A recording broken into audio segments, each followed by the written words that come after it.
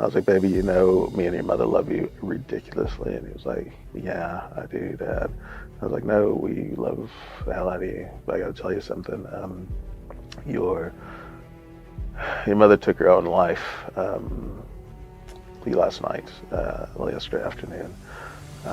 She loves you so much, though. And I remember just catching him. And I said, hey, babe, we got an idea. You know, this is going to be the name, Brooklyn Brownie. And he was like, yeah, okay, Dad, that sounds good. At least it's got a name. Which I was like, okay, kid, you're too cool. You're like me, but I love it. Pretty much, I should have been a guy who rode a motorbike and was a corporate attorney. That's about it. That's what my mother's trained us into being sharks, man. And yeah, in my field, I guess I could say I was very sharkish before. And Leo made me realize there was so much more that was greater than me. And he humbled me so much. You know, when I started my business off, nobody gave me a chance. Nobody gave me a chance. Everyone laughed in my face. Everyone told me I got it wrong. And I think I had a point to prove.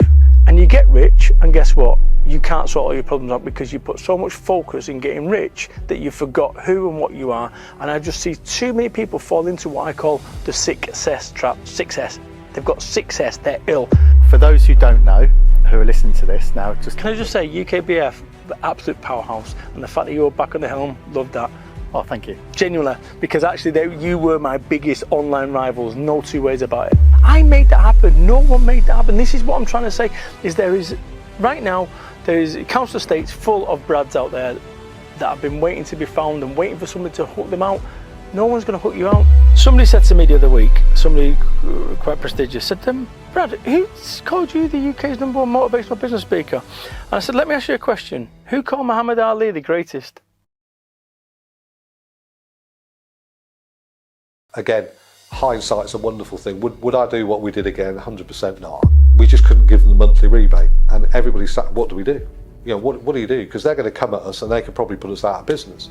There is only one thing that matters, cash in your bank. The only reason you want profit is ego. It was messy. It ended up they tried to take us to, well, we ended up taking them to tribunal because they tried to take us to battle. It was horrible. But it needs to happen. We need to take control back of our lives. I certainly did. And it was never a Russian company. We happened to be born there, though we have different citizenships as well.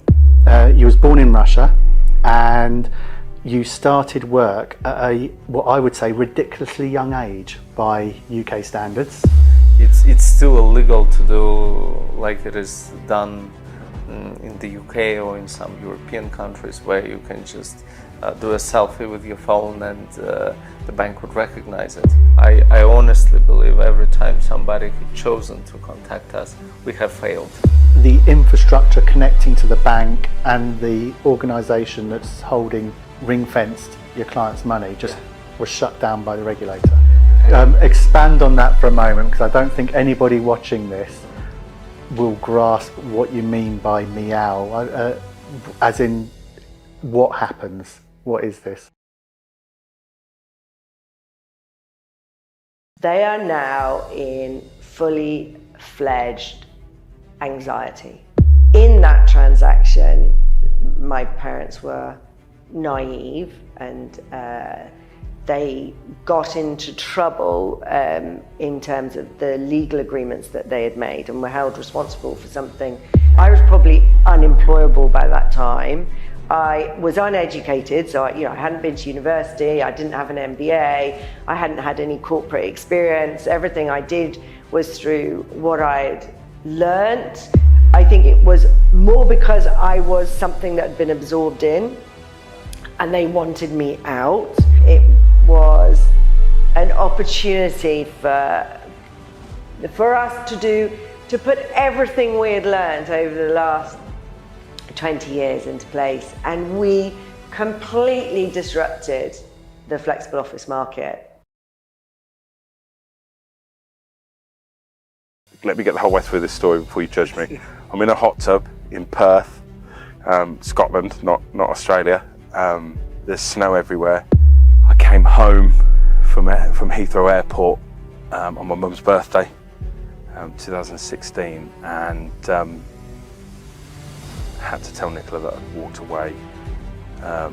We'd mutually walked away from a relationship with a basic salary and a company car when she was about to go on to maternity, statutory maternity pay, with our first child. Dinner time was quiet, I can imagine.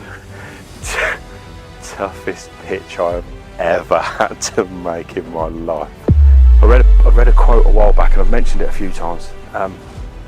Great men plant trees they'll never see the shade of, and I can't stand by it any firmer.